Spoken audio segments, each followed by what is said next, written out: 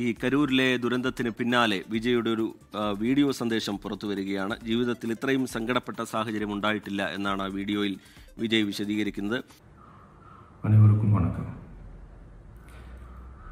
என் லைஃப்பில் இந்த மாதிரி ஒரு பெயின்ஃபுல்லான ஒரு சிச்சுவேஷனை நான் ஃபேஸ் பண்ணதே கிடையாது.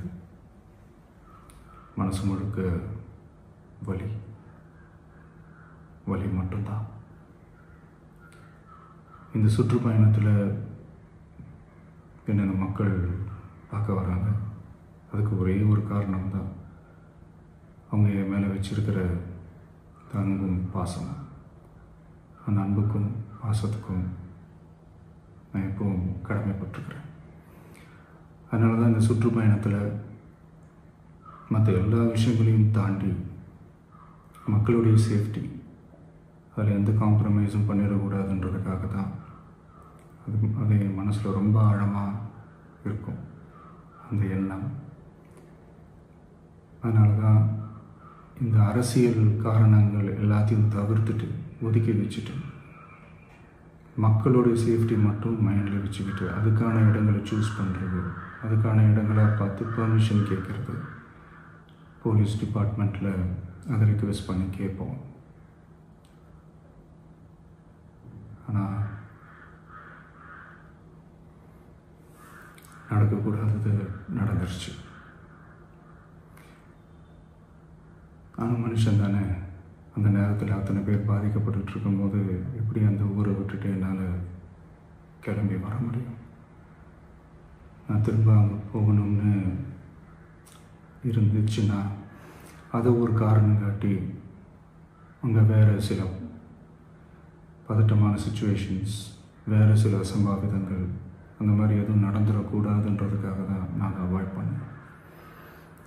இந்த நேரத்தில் சொந்தங்களை இழந்து தவிக்கிற அத்தனை குடும்பங்களுக்கும் என்னுடைய ஆழ்ந்த இரங்கலை தெரிவிச்சுக்கிறேன். எனக்கு தெரியும், என்ன சொன்னாலும் இது ஈடேயாகாதுன்னு எனக்கு தெரியும். ஹாஸ்பிட்டலில் ட்ரீட் பண்ணிகிட்ருக்கிற எல்லாருமே சீக்கிரமாக க்யூர் ஆகி வரணுன்றதை இந்த நேரத்தில் நான் வேண்டிக்கிறேன். கூடிய சீக்கிரமே உங்கள் எல்லாரையும் நான் சந்திக்கிறேன். இந்த நேரத்தில் எங்களுடைய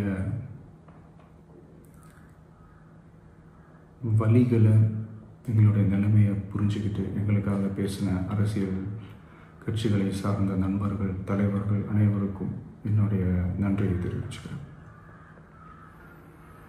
கிட்டத்தட்ட ஒரு 5 மாவட்டத்துக்கு பிரச்சாரத்துக்கு போனோம். இந்த மாதிரி எதுவுமே நடக்கல. ஆனால் கரூரில் மட்டும் ஏன் எப்படி நடக்குது, எப்படி நடக்குது? மக்களுக்கு எல்லா உண்மையும் தெரியும். மக்கள் எல்லாத்தையும் பார்த்துக்கிட்டு இருக்கிறாங்க.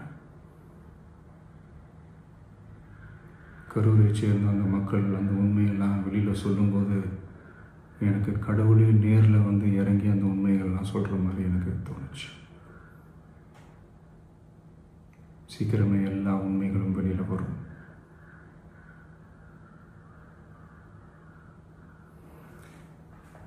எங்களுக்கு தரப்பட்ட இடத்துல நாங்கள் போய் அந்த ஸ்பாட்டில் நின்று நாங்கள் பேசிட்டு வந்தோம். அதை தாண்டி எந்த தவறும் எங்கள் சைடில் நாங்கள் எதுவும் செய்யலை. பட் இருந்தாலும் எங்கள் கட்சியை சேர்ந்த நிர்வாகிகள், தோழர்கள் மேலே எஃப்ஐஆர், அது மட்டும் இல்லை சோஷியல் மீடியாவை சேர்ந்த நண்பர்கள், தோழர்கள், அவங்க மேலே எஃப்ஐஆர்லாம் போட்டு இப்போ பிடிச்சிக்கிட்டு இருக்கிறாங்க.